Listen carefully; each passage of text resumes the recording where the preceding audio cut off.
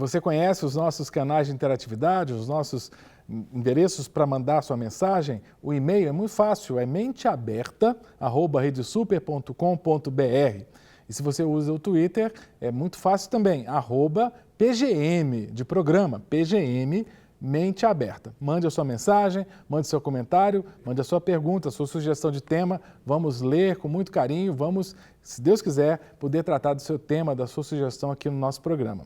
O tema de hoje, se dá exatamente por causa do aniversário, mais um aniversário da chamada Reforma Protestante. E nada melhor do que trazer um teólogo aqui, também professor de filosofia, para explicar para a gente um pouquinho sobre a questão da reforma, não só explicar, para a gente discutir também sobre a reforma protestante. E trouxemos aqui o nosso querido amigo, meu afilhado Douglas Santarelli, né? Douglas, meu afilhado de casamento. Seja bem-vindo, Douglas. Muito obrigado, estou muito feliz de estar aqui. O Douglas com essa barba calvinista, e estava parecendo um calvino, para falar de Lutero, né? Pois é. Você consegue se encaixar desses rótulos aí, Douglas, ou não? Você acaba migrando aí. Como é que você pensa sobre isso? Eu ainda me considero um bom batista no sentido clássico da Segunda Igreja Presbiteriana de Londres. É mesmo? Calvinista e por imersão. Calvinista? Você é um calvinista que crê no batismo por imersão. Isso. Você pastoreia hoje a Lagoinha, não é isso? Eu estou no Lagoinha Mineirão, ali nas margens da Lagoa. Pertinho do Parque Guanabara, né? Isso, com o pastor Luiz Felipe. Ah, legal. O Pipe? Isso. Então só tem gente boa lá no Lagoinha Só Mineirão. Gente boa. Outro dia eu passei lá, ficou legal, ficou uma casa bonita, uma casa ali bem na orla, né? O trabalho com crianças é muito acolhedor, muito bom, né? Liderado pela pastora Débora, esposa do Pipe. Muito bacana. O Douglas, falar sobre reforma protestante é falar sobre a nossa vida como cristãos evangélicos, porque a igreja cristã evangélica ela tem a sua origem, obviamente, na igreja lá do primeiro século, mas passou por um momento importante no século XVI. Sim. Né? Por que teve que acontecer no século XVI uma reforma protestante? Né? O que havia dentro da igreja que nasceu lá no primeiro século com Cristo?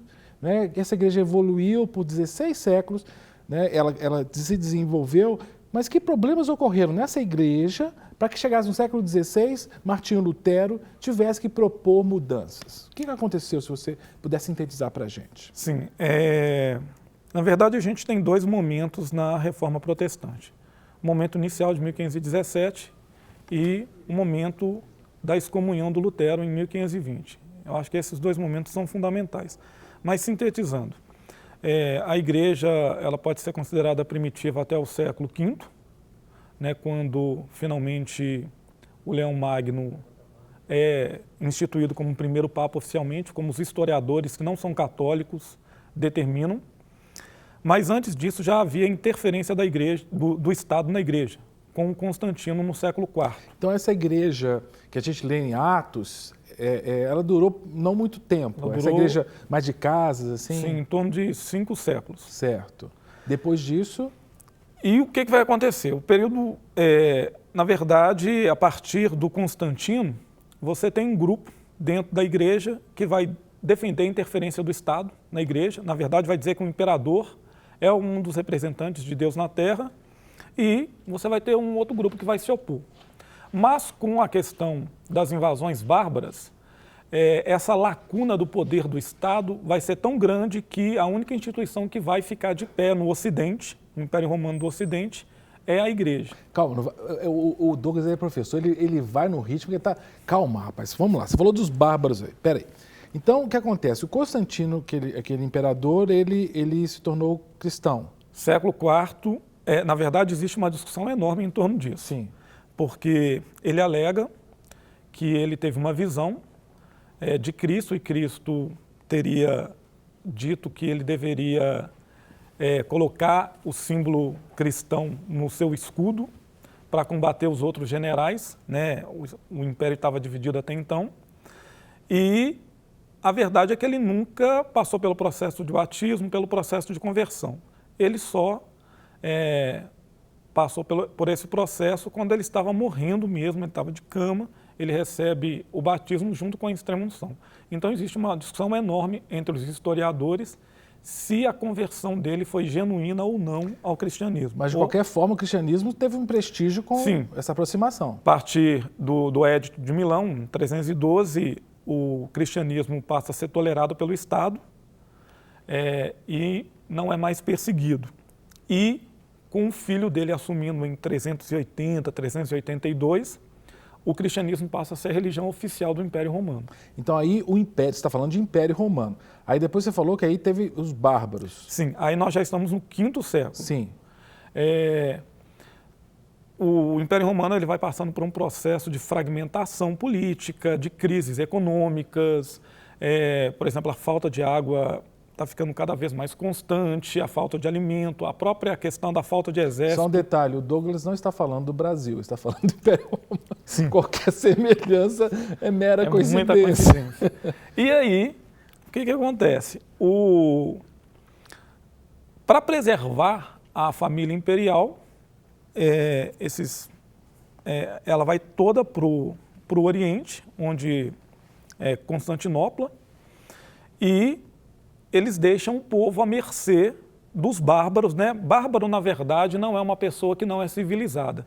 É simplesmente quem não fazia parte do Império Romano, porque tem muita gente que ainda pensa que aqueles povos que viviam fora do Império Romano, eles eram comedores de criancinha e por aí vai, né? Não tinha nada a ver. As civilizações eram até bem desenvolvidas, algumas até mais que o Império Romano. Mas o problema é que às vezes a própria história ela é construída com aquelas imagens. Sim, trabalha com estereótipos. Do viking matando as pessoas. Né? Justamente. E aí, 10 anos depois da morte de Santo Agostinho, em 430, ele morreu em 28 de agosto de 430, o Leão Magno é essa personalidade da igreja, que vai ser considerado o primeiro papa, né? Ele era um bispo, né? Sim, o bispo de Roma. Magno porque ele vai ser considerado grande e ele vai conseguir articular as invasões ao ponto de a maioria desses bárbaros já entrarem no Império Romano evangelizados. Ah, tá. Então ele faz batismos em massa, é isso? Vão acontecer batismos em massa. Tem gente até que brinca com o processo, né, de baldação, né? Não era nem por imersão nem por aspersão, né? O sujeito subia em cima do muro, né, o padre, e jogava balde sobre aquelas multidões que chegavam. Mas então está muito diferente da igreja do primeiro século, que a pessoa às vezes até tinha que morrer se dissesse que era cristã. Agora nós temos uma igreja então que qualquer um virou cristão, né? Até porque você tem uma igreja que de alguma maneira ela já está acostumada a estar atrelada ao poder. Né? Sempre que você tem essa relação de interferência do Estado com a igreja, existe ou surge um problema muito sério. E esse vai ser o grande problema que vai ter que ser administrado durante todo o período medieval. Aí você está falando do século V, VI? Do século V até o século até o início do século XVI. Uau! Então aí o que acontece é que são aí 1000 anos, aproximadamente, de uma igreja próxima do Estado, não é isso? Mas distante de Deus, né? Uma igreja que, na verdade, muitas vezes vai se confundir com o Estado, né? Porque o Papa tem o poder de investir o rei. Né? Existe aquela disputa em relação à questão das investiduras. Né? Quem é que investe quem? E, na maioria das vezes, quem vai determinar isso é o Papa. Uhum. O Papa investe o rei. Se ele não reconhece a autoridade de determinado imperador, esse imperador não é reconhecido. E nós vamos ter o agravante de que na virada do primeiro milênio, né, do ano 1000, então nós temos uma igreja cada vez mais corrupta. Não quer dizer que você não tenha problemas antes, mas a partir do ano 1000, né, o século XI, você vai ter uma igreja cada vez com mais problemas. A simonia, que é a venda de cargos. Simonia é a venda de cargos eclesiásticos.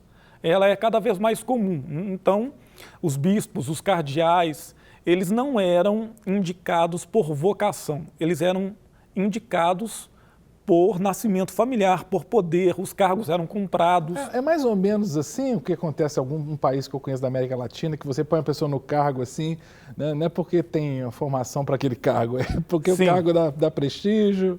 A gente pode estabelecer esses vínculos aí, né? São bem próximos. Você falou, o nepotismo é dessa época também, Sim. né? Ele já surge ali já. Né, e vai se desenvolver parentes nos cargos no período moderno, com o despotismo esclarecido, aquela questão dos reis. Do nepotismo, de colocar parente no cargo da igreja. Sim, na verdade, eu acho que isso é uma prática até anterior ao próprio surgimento da igreja. Né? Na civilização egípcia, você já tem esse tipo de experiência, mas no mundo ocidental, né, os registros mais concretos, né, o mundo ocidental cristão, talvez seja em torno disso. Agora, você está falando então dessa aproximação da igreja com o Estado, né, dessas práticas aí de corrupção dentro da igreja. Isso foi incomodando muitas pessoas dentro da igreja, porque Lutero, no século XVI, que é o pai da reforma, pelo menos a gente está comemorando 31 de outubro e tal, ele não foi o primeiro que propôs a reforma, não. Né?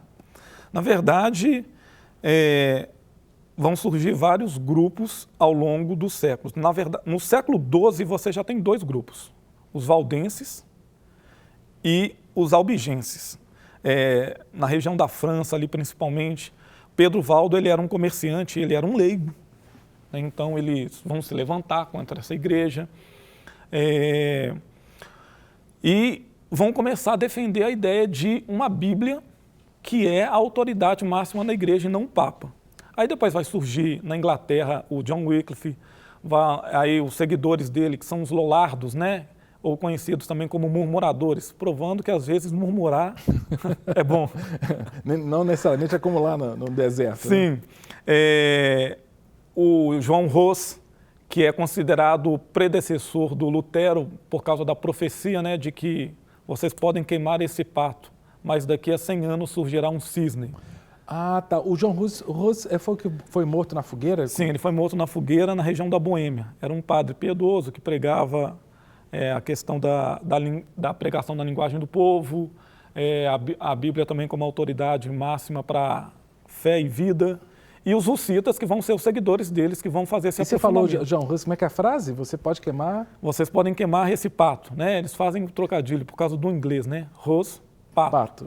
E porque daqui a 100 anos surgirá um cisne que vocês não vão poder deter. Interessante. E, coincidentemente, 102 anos depois, surge o Lutero no Senado. Agora, aí que você falou de John Hus, né, da Boêmia, região ali da Alemanha, Lutero na Alemanha, essa questão do Estado próximo da igreja, será que foi um incentivo para que a reforma eclodisse de maneira muito clara na Alemanha? Porque me parece que a aproximação da igreja com o Estado incomodava muito os alemães, porque era uma igreja romana, né? Quer dizer, Roma, o que hoje é a Itália, não existia a Itália na época, né? Mas havia um poder político muito forte ali, né? Sim, naqueles estados que nós chamaremos hoje de Itália, por exemplo, em Florença, nós vamos ter o Savonarola. Ele foi, na verdade, tratado como um louco e essa tentativa de reforma foi muito abafada. Mas, tradicionalmente, nós temos uma presença muito forte de questionamento na Alemanha, até por causa da situação política. Os nobres da região da Alemanha, eles eram os que mais sofriam com os pesados impostos papais. E os da Inglaterra. Ah, tá. Por exemplo, os monastérios eram donos de 2/3 da Inglaterra. Que loucura. Então, será que tem a ver, então, com a questão que a reforma na Inglaterra, a chamada anglicana, Sim. ela teve uma clara conotação política com o Henrique VIII, Justamente, né? Até porque o Henrique VIII, ele queria o divórcio da mulher dele, que ele julgava que não poderia suscitar um filho, né? Um homem. E queria casar só o com a Ana Papa Bolena. Que poderia dar esse divórcio. Ele queria casar com a Ana Bolena, que já era amante dele. E o Papa não quis. Como isso não foi admitido, ele foi e se auto-intitulou o cabeça da igreja. Na verdade, a reforma na Inglaterra, inicialmente, até o puritanismo, né? Isso é uma opinião minha em particular, eu não quero ofender nenhum anglicano, mas com Henrique VIII, ela não tem nenhum aprofundamento. Nós vamos ter uma conotação claramente protestante do anglicanismo com a rainha Isabel, né? Quando ela escreve quando ela manda produzir os 42 artigos de fé, né? Que tem um tom mais calvinista, porque os 6 artigos que foram produzidos a mando do Henrique VIII, eles não mudaram nada a não ser a questão do divórcio e de quem dominava a igreja. Então foi um distanciamento político com Sim, Roma. completamente. E na Alemanha você estava falando então dos príncipes alemães, esses nobres alemães, Sim. que também não gostavam dessas altas taxas. Então Justamente. quando apareceu lá um monge protestando, ou melhor, um monge questionando valores religiosos teológicos, imagino que esses príncipes adoraram, né? Porque vão apoiar esse cara. Justamente. O que nenhum dos pré-reformadores, né, são chamados de pré-reformadores, esses grupos que foram citados, tiveram, o Lutero tinha. Ele tinha apoio político, né? Os nobres estavam dispostos, os príncipes alemães estavam dispostos a apoiá-lo por causa desses problemas recorrentes que tinham com o papado. É claro que a reforma ela tem essa conotação política, ela vai conseguir se impor por causa disso, mas as motivações religiosas do Lutero são legítimas. Isso que eu ia te perguntar. Você, é uma opinião, né? Mas você como um estudioso da área, um teólogo, um filósofo e alguém que se aprofunda no tema, você tem uma posição, uma opinião com uma base científica. Na sua opinião, como pesquisador, você entende que o Lutero queria fazer uma separação ou ele queria reformar? Porque ele era monge, ele era Sim, católico. Monge agostiniano. Você acha, a sua opinião, pelo que você conhece da história de Lutero, você acha que ele quando ele pregou as 95 teses na capela de Wittenberg lá, ele queria fazer uma ruptura ou ele queria fazer uma reforma? É por isso que eu te falei no início, que nós temos 2 momentos na reforma luterana. E o segundo momento, na verdade, é um momento determinante para o que existe hoje. 1517 e 1520. Sim. 1517, o Lutero, nós não podemos, sem desonestidade intelectual, dizer que Lutero quer rompimento com a igreja. Lutero, como qualquer outro pré-reformador, ele quer simplesmente uma reforma da igreja. Uma reforma que agora não é só uma reforma moral, ela surgiu da necessidade de reformar a igreja nesse aspecto moral, porque é uma igreja com a questão de simonia, é uma igreja com o problema da venda de indulgências, né, o perdão de pecados, tanto para quem está vivo quanto para quem está morto. É uma igreja que tem sérios problemas com a sexualidade. Os mosteiros, que eram locais de produção de conhecimento, do século XIII em diante, principalmente, se tornam lugares onde a prática de orgia, de toda bebedice, glutonaria, coisas desse tipo vão acontecer recorrentemente. Mas talvez porque muitas pessoas acabavam indo sem vocação para o mosteiro. Sim, justamente. Né? E olha que o celibato só tinha sido instituído como lei, né, no século XI, em um concílio. Não tinha nem tanto tempo assim. Como eu disse para você, as coisas não eram tanto por questão de vocação, eram por indicação, eram por interesses políticos. E na questão dos mosteiros ainda tinha um outro problema. Muitas pessoas elas acabavam fugindo dos mosteiros, elas acabavam fugindo para os mosteiros, para que elas pudessem ter alimento. Sim, a fome. A escassez, a doença, né? Quando você vê a expectativa de vida do período medieval, em torno de 35 a 40 anos no máximo, e você confronta com a dos religiosos, a média dos religiosos, você vê que é uma média de 50 a 55 anos que os religiosos têm. Ou seja, eles viviam em torno de 15 anos a mais que o homem medieval padrão. Que loucura. Inclusive tem até aquele livro do Humberto Eco que gerou aquele filme O Nome da Rosa, que mostra que alguns mosteiros também você tinha uma pequena comunidade ali circunvizinha que vivia das sobras do mosteiro. Justamente. Né? O tamanho era a pobreza. A abundância só acontecia mesmo nos mosteiros. Agora, quando Lutero, que era um monge, não é? Ele chega a pregar teses na porta de uma capela. A capela era católica, Wittenberg, né? Por que ele chegou a fazer isso, Douglas? Por que ele teve que pregar teses, né, naquela capela? Qual que era a finalidade dele? Na verdade, não tem nada de tão especial. Era a maneira de conclamar para um debate. As pessoas iam lá e pregavam a tese ou o motivo do debate como se fosse na um mural. porta. Sim, como um mural. Hoje, o que a gente faz, né, usando a televisão ou a rádio... Pôr na internet. Pôr na internet, era esse meio, né, de mídia para eles promoverem isso. Agora, a pessoa fala 95 teses, né? Na realidade, assim, não é que você tem uma tese diferente da outra. Na realidade, parece que elas são correlacionadas. Elas são correlacionadas. Parece que você consegue sintetizar, né? Assim, sim. Ele defendia o quê? Basicamente, é um discurso teológico, é uma inversão do eixo teológico, né? Então, você tem uma igreja católica romana que defende que a salvação é pelas obras. E por que ela defende que a salvação é pelas obras? Porque o homem, ele, quando pecou, a compreensão que a igreja tinha no período, né, nós estamos falando de Adão, a compreensão que a igreja romana tem é de que o homem peca e por isso é pecador. Então, é a obra. Então, como é que eu vou fazer para ser salvo? Também fazendo coisas boas. Eu faço coisas boas para ser salvo porque eu peco, porque eu sou pecador. O Lutero, quando ele inverte o eixo teológico e diz que a justificação é pela fé e que ela não depende do homem, ele está invertendo também a lógica do pecado. Ele está dizendo, eu sou pecador, por isso que eu peco. Então, é uma coisa que está fora do meu controle. A raiz a essência pecaminosa. Isso. Porque na mentalidade católica romana, eu posso controlar isso, eu dou conta. E como é que eu posso compensar? É a ideia da balança, né? Eu pratico boas obras para balançar a questão da quantidade de pecados. E essa é justamente a ideia das indulgências.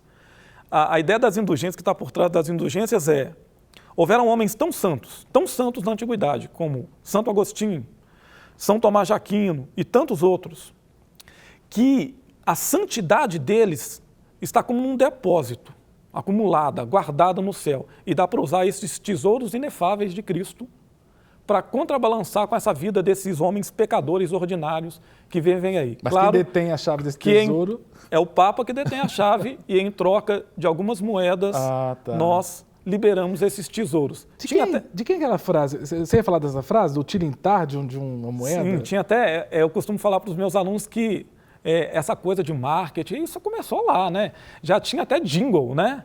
Cada vez que uma moeda nos cofres do Papa tilintar, uma alma do purgatório sairá, né? Eu sempre me esqueço do nome daquele... Tetzel. Do Tetzel, o grande vendedor de indulgências, né? Ele era sensacional. Era o sujeito, né? Era o vendedor de indulgências que ficava ali na região da Boêmia, região onde o Lutero vivia. Mas então, assim, o Lutero versus Tetzel era a luta que tinha, assim, teológica da época, Sim, era um né? combate. Era um dos combates, né? Ele teve combates com Erasmo também, mas o grande conflito do Lutero é com essa questão da corrupção de Roma e com a venda de indulgências. Mas nós estamos no Lutero de 1517. De 1517, esse Lutero de 1517 é um homem que ele descobriu a justificação pela fé porque a universidade dele é diferente das outras universidades do período.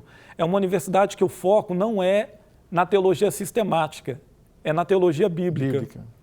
E foi para Romanos. Ele, né, não descobriu isso de uma hora para outra. Ele precisava dar aula sobre o livro de Romanos para os seus alunos e ele começou a preparar os estudos em Romanos. E ali, logo no primeiro capítulo...